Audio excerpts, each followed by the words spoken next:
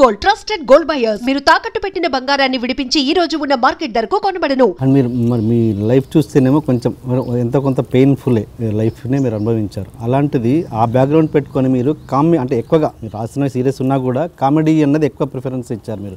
ఎలా అంటే మీ విషయంలోనే కదా చాలామంది విషయంలో చాలామంది కమెడియన్ వాళ్ళ జీవితాలు కొంత విషాదంగానే ఉంటాయి. విషాదం మీన్స్ పెయిన్ఫుల్గా ఉంటాయి.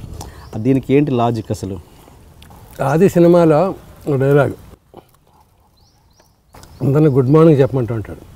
Good morning, good morning, no punctuality, no sincerity, ఇంకా నో గుడ్ మార్నింగ్. అటు వెళ్ళిపోయే పిల్లల్ని అంటాడు. అటు చూసావు కదా పిల్లలు ఉన్నారని, ఇంకా నో గుడ్ మార్నింగ్ అంటాడు. గుడ్ మార్నింగ్ పిచ్చాడు. అవును, హీరో నా చేత 300 సార్లు గుడ్ మార్నింగ్ చెప్పిస్తాడు. వాళ్ళు నమస్కారం చెప్తున్నప్పుడు మీరు ప్రతి నమస్కారం చెప్పాలి సార్. 300 సార్లా చెయ్యి పని చేయదయా అంటాడు. తప్పదు సార్ అంటాడు. Good morning, good morning, good morning అంటే కట్ చేస్తే బ్యాండేజ్ కారు దిగి వస్తాను. పక్కనే ప్యూన్ అడుగుతాడు, సార్ డాక్టర్ గారు ఎన్ని రోజులు పడుతుందన్నారు కట్టు విప్పడానికని. 1 వారం పడుతుందన్నారు. అమ్మాయి అన్నట్టుగా వెళ్తూ ఉంటాడు. చూడు దీన్ని అడ్డం పెట్టుకుని నువ్వు నాకు గుడ్ మార్నింగ్ చెప్పడం మానేయక్కలేదు. Good morning sir, good morning అంటే నొప్పే గుడ్ మార్నింగ్, గుడ్ మార్నింగ్. అలాగా పెయిన్లోంచి ఏదైనా వస్తుందయ్యా. ఆ సినిమాలో అంటాడు, చివరిలో వెళ్ళిపోతూ ఇయర్లీ ఎగ్జామ్స్ అయిపోతాయి, పిల్లలు ఏడిపించి ఆలీ బ్యాచ్ అందరూ వెళ్ళిపోతుంటే పిలుస్తాడు. పెద్ద బూస్ట్ గిఫ్ట్ సార్ మీకు, వెళ్తున్నాను సార్. బాగుందిరా మాట.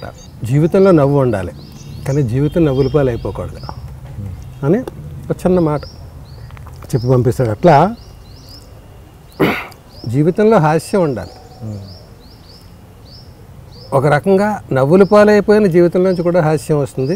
నవ్వుల పాలు అవ్వకూడదని తీసుకునే జాగ్రత్తలోంచి కూడా నవ్వు వస్తుంది. సీరియస్గా ఉండేవాళ్ళు ఎక్కువ కామెడీ చేయగలరని నేను అనుకుంటా. మామూలుగా నోరిపోతే ఒక బాడీ లాంగ్వేజ్ ఉంటుంది, దాన్ని చూడగానే నవ్వు వస్తుంది. వాడు చేసేది నేను ఆ కామెడీ కంటే గంభీరంగా ఉండి చేసే హాస్యం గొప్పదని నా ఫీలింగ్. ఎందుకంటే గంభీరంగా ఉండి చేసే దాంట్లో తోక ఉంటుంది. ఎప్పుడు ఎంత సమయం సందర్భం అంటాం మనం. ఎప్పుడు నవ్వాలో ఎప్పుడు నవ్వకూడదో తెలిసిన వాడే వెజ్జుడు అంటాడు ముల్లపూడి వెంకటరమణ గారు. అలాగా ఎప్పుడు నవ్వించాలో ఎప్పుడు నవ్వించకూడదో కూడా తెలియాలి. అమ్మ శవాన్ని మోసుకెళ్తున్నప్పుడు ఎవడో ఆటోగ్రాఫ్ అడుగుతాడు. అది హాస్యమా విషాదమా? నీకు హాస్యమా? నేను అడిగిన వాడికి హాస్యమా?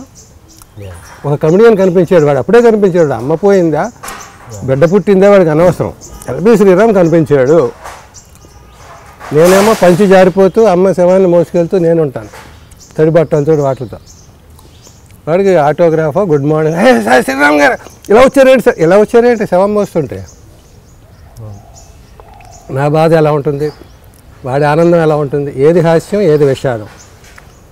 సో గుర్తుండాలంటే ఆ డెప్త్ ఉండాలి. ఆ డెప్త్ లేకుండా పైపోయిన ఏదో నవ్వించి ఇలా కితకితలు పెట్టేసి నవ్విస్తే అప్పుడే మర్చిపోతావండి. ఎందుకు నువ్వు కితకితలు పెట్టావు, ఎందుకు నవ్వు.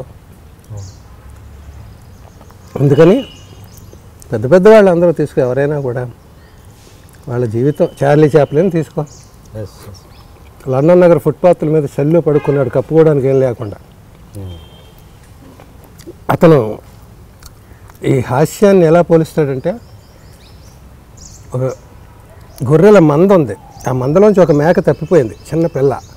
మంద ఎటు వెళ్ళిపోయింది, ఇది వెతుక్కుంటుంది, బేర్ బేర్ మే మే మే అంటుంది. పిల్లలు ఇంకో పిల్లల గుంపు ఎదురయ్యారు. మేకరా పట్టు మేక. వీళ్ళకి ఆట, దానికి ప్రాణ భయం.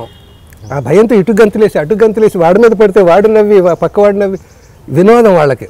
దానికి ప్రాణ భయం, అందులోంచి వచ్చే హాస్యం. అలాగే కూటికి తినడానికి తిండి లేక ఏదో పిచ్చి చేష్టలు చేస్తే అదే హాస్యం కింద మనకు కనిపిస్తుంది, వాడికి విషాదం అవుతుంది. అక్కడి నుంచి తీసుకుంటే అసలు భాష లేదు. చార్లీ చాప్లిన్ సైలెంట్లోంచి వచ్చాడు కదా, అక్కడి నుంచి తీసుకుంటే మనం విషాదం ఎక్కడుంది, హాస్యం ఎక్కడుంది, హాస్యంలో విషాదం ఉందా, విషాదంలో హాస్యం ఉందా, చూసే దృష్టిని బట్టి, సమయాన్ని బట్టి, దృష్టిని బట్టి. కాబట్టి కమింగ్ టు ది పాయింట్ స్ట్రైట్గా, సీరియస్గా ఉండేవాళ్ళు అందరూ రచనలు చేస్తారా, లేకపోతే రచనలకి సీరియస్గా ఉండే వాళ్ళందరూ కామెడీ రాస్తారా? అయితే కామెడీ రాయాలంటే సీరియస్గా ఉండాలా. రెండోది కొంచెం అవసరం. కామెడీని కామెడీగా తీసుకోకూడదు, కామెడీని సీరియస్గా తీసుకోవాలి. అప్పుడే మంచి కామెడీ వస్తుంది. ఓకే, మీరు అన్నది ఇంకో విధంగా ఆలోచిస్తే అంటే సీరియస్గా ఇమేజ్ ఉన్న వాళ్ళు కామెడీ చేస్తే బాగా పండుతుంది. సపోజ్ అమితాబ్ బచ్చన్ కామెడీ చేస్తే విపరీతంగా పండుతుంది. నేచురల్. ఏ రజనీకాంత్ చిరంజీవి గారు చేస్తే పండుద్ది, హుందాతనం ఉండి కామెడీ చేస్తే పండుద్ది. ఇదంతేనా మీరు చెప్పిన పాయింట్ కూడా అంతే? అదే అదే ఇప్పుడు తేలిపోకుండా నిండుగా ఉంటుంది. ఉత్తి కొండ వాయించడానికి నీళ్ల కొండని గలగల తప్ప నీళ్లు తొడుగుతూ ఉంటాయి పైన నిండా ఉంటే మోసుకెళ్తూ ఉంటాం. ఉత్తి కొండని డబడబ అంటే అలాగా నిండుగా ఉండి గంభీరంగా ఉండి అందులోంచి హాస్యం తెస్తే తూకం ఏదైనా జీవితంలో దేనికైనా తూకం ఉండాలయ్యా. శృతి చూసుకొని అయినా శృతి అంటుంటాడు అందులో. అది ఏది ఓవర్ డోస్ అవ్వకూడదు జీవితంలో. ఓకే, టీ తీసుకోండి సార్. సరే సార్, ఇప్పుడు ఇంతకుముందు టాపిక్ నాన్నగారి దగ్గర. నాన్నగారికి మీకు చాలా ఏదో మీకు గుర్తుండే నాన్నగారు అన్నావు టీ తాగుతూ మాట్లాడలేను. ఓకే, నాన్నగారు అంటే సెంటిమెంట్ వచ్చేస్తుంది. ఓకే, మా నాన్న నువ్వు ఏ ప్రశ్న అయినా అడుగు, నా సమాధానం ఒకటే. నాన్న అంటే గ్రేట్ పర్సనాలిటీ అయ్యా. నేను కాదు, కొంతమంది మా నాన్నగారు అంటారు. నేను అనడానికి ఆలోచిస్తాను. ఎందుకంటే మా నాన్న ఎంత గొప్పవాడు ఎంతమందికి తెలుసు. మా నాన్న ప్రపంచం అందరికీ తెలుసు అనుకో, మా నాన్న అనొచ్చు గర్వంగా. అంత పెద్ద పండితుడు. ఇప్పుడు రాష్ట్రపతి అవార్డు ఇచ్చారు, ఎందుకు ఇచ్చారు, ఎంతమందికి ఇస్తారు, ఇవన్నీ మనం చెప్పుకోవాల్సి వస్తుంది.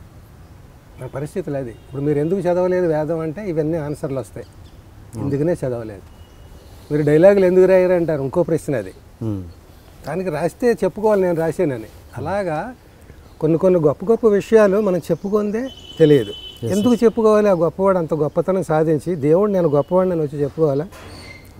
ప్రతిసారి ప్రూవ్ చేసుకుంటూ ఉండాలా? అట్లా నాన్న గురించి మాట్లాడినప్పుడు మా నాన్న ఇదంతా ఒక రేంజ్, ఒక వేవ్ లెంగ్త్. మేమంతా లోయర్ ట్యాంక్ బండి, అక్కడ ఒక రేంజ్. మాకు నిత్య అవసరాలు, గడ్డం గీసుకోవడానికి బ్లేడ్ కావాలి, స్కూల్కి ఫీజు కట్టాలి, బట్టలు కుట్టించుకోవాలి, పండక్కి సెంటు ఏమంటారు అదే మొగలి సెంటు వచ్చే తల నూనె రాసుకోవాలి, మంచి చెప్పులు కొనుక్కోవాలి, స్కూల్కి బ్యాగ్ కొనుక్కోవాలి, ఇంకా ఏదైనా ఫ్రెండ్స్తో సాధన చేయడానికి సీక్రెట్ పాకెట్ మనీ ఏదో 2 సార్లు టర్మ్ ఫీజు కట్టాల్సి వస్తుంది. 2వ టర్మ్ ఫీజు పాకెట్ మనీ అనమాట. ఓకే, అంటే లెక్కల పుస్తకం కొనుక్కోవాలి, మ్యాథమెటిక్స్ పుస్తకం కొనుక్కోవాలి, 2 పుస్తకాలు కొనాలన్నమాట. ఇలాగా అన్నిటికీ ఆయన అడగడానికి అసలు ఈవేళ ఆలోచిస్తే అంత గొప్ప మనిషిని ఇలాంటి సిల్లీ రీజన్స్ కోసం ఇబ్బంది పెట్టామా అనిపిస్తుంది. కానీ మరి ఎవరిని అడుగుతాం? మా నాన్నని మా అమ్మని అడగకుండా మేము ఎవరిని అడుగుతాం? మేము సంపాదించే స్థితి కాదే. అలాంటి పరిస్థితుల్లో ఆయన ఇవన్నీ వ్యవహారికం. ఈ సమాజంలో తప్పనిసరి తెల్లారి లేస్తే మనం అనేక మంది ఇష్టమైన వాళ్ళని అయిష్టమైన వాళ్ళని చూస్తూ కూడా మనం ఒక మెంటల్ బ్యాలెన్స్తో ఉండాలి అనేది ఎలాగో ఆయనకు ఆ పవర్ ఎట్లా వచ్చిందంటే ఆయన చేసే ఆ సాధన భగవత్ సాన్నిధ్యం అదే ఆయనకి ఇస్తుంది. అది ఆయన ఏ వయసులో ఉన్నా కూడా ఆ మెంటల్ బ్యాలెన్స్ అనేది ఉంటుంది. మాకు వ్యవసాయం ఉండేది. ఒక చోట నేను రాశాను, సావిడంత సంసారాన్ని అరిచేయంత వ్యవసాయంతో సాకాడు మా నాన్న. అది ఇందాక చెప్పిన మా నాన్న హీరో, కథానాయకుడిగా సంసారాన్ని భుజం మీద మోసుకొచ్చాడు. కొంతమంది హీరోస్ చేతిలో చిన్న పిల్లాడిని పెట్టుకుని ఫైట్ చేయడాలు ఇలాంటివి ఉంటాయి కదా. చిన్న పిల్లాడు కాదు, లారీని శంకలో పెట్టుకుని ఫైట్ చేశాడు మా నాన్న. మేము లారీ. సో ఆర్థిక ఇబ్బంది అనేది చాలా దౌర్భాగ్యమైన ఇబ్బంది. మిగతా ఇబ్బంది అంటే విద్య, నేను ఇబ్బంది ఎక్కువ చదువుకోలేదంటే ఇబ్బంది కాదు, నేను ఎక్కువ తెలివితేటలు లేవు ఇబ్బంది కాదు, నేను ఎక్కువ డబ్బు లేదు నా దగ్గర ఇబ్బంది కాదు. నా దగ్గర డబ్బు లేదంటే ఇబ్బంది. ఏ కాలంలో చూసుకున్నా సరే. సో అలాంటి ఇబ్బందుల్లో ఆయన వ్యవసాయం, చిన్న వ్యవసాయం ఉండేది మాకు 5-6 ఎకరాలు. పంచుకుంటే ఒక్కొక్కరికి ఎకరం రాలేదు ఫైనల్గా. 10 మంది పంచుకోవాలి, ఉన్నది 6-7 ఎకరాలు. అందులో ఎప్పుడు 2 పంటలు ఉండేవి. ఒకటి గరిగిసన్నం, 2 దాళవ. అంటే గరిగిసన్నం అంటే వరి సాలిడ్ అనమాట, అది బెస్ట్ పంట. రెండవది సెకండ్ క్రాప్ అంటామే. అలా ఏదో ఈ నవధాన్యాలు ఏవో అలాంటివి వేయడం అలాంటివి ఏవో చేస్తాం. మొదటి పంట పవర్ఫుల్ గరిగిసన్నం అంటారు దాన్ని. నాన్న బ్లేడ్ కొనుక్కోవాలన్నా కూడా గరిగిసన్నం రాని అనేవాడు. నాన్న స్కూల్ ఫీజు కట్టాలన్నా కూడా గరిగిసన్నం రాని అనేవాడు. ప్రతిదానికి గరిగిసన్నమే. ఓకే. అంటే ఇప్పుడు ఏదో ఆస్తి అమ్మేద్దాం అనుకున్నాం మనం, నాన్న బ్లేడ్ కారు, ఆ ఇల్లు అమ్ముడుపోనే, నాన్న ఒక కారు కొనుక్కో, ఆ ఇల్లు అమ్ముడుపోనే ఎలా ఉంటుంది. ఓ పక్కన నవ్వు వచ్చేది, ఆయన గంభీరంగానే అనేవాడు. అలాగే మా అమ్మ అనేది, మేము బయట ఉండేవాళ్ళం, ఆయన డబ్బులు ఇస్తే స్కూల్ ఫీజు కట్టుకోవాలి, పోవాలి, ఎక్కడో కాలేజీలో చదువుకుని ఇక్కడికి వచ్చాం. ఏంటి వాడు ఎంతసేపు నిలబడతాడు, అలాగే ఏదో నేరం చేసిన వాడిలాగా, నేను నిలబడమన్నాను ఏంటి, ఎందుకు నిలబడ్డాడు అనేవాడు. మా అమ్మ మీడియేటర్. అదే మరి కాలేజీ ఫీజు కట్టమను, ఏమిటి ఊరికే వచ్చేస్తుంది ఏంటి, డబ్బు కావాలి కదా. గరిగిసన్నం రాని అని మళ్ళీ మామూలుగా అనేవాడు. గరిగిసన్నం ప్రతిదానికి గరిగిసన్నం అని, ఇప్పుడు డబ్బు ఇస్తేనే వాడు వెళ్తాడు అని. ఇది మొలలోంచి ఒక చిల్లు కానీ దొరికి దాన్ని డబ్బు అనేవారు ఒరిజినల్గా ఆయన రోజుల్లో.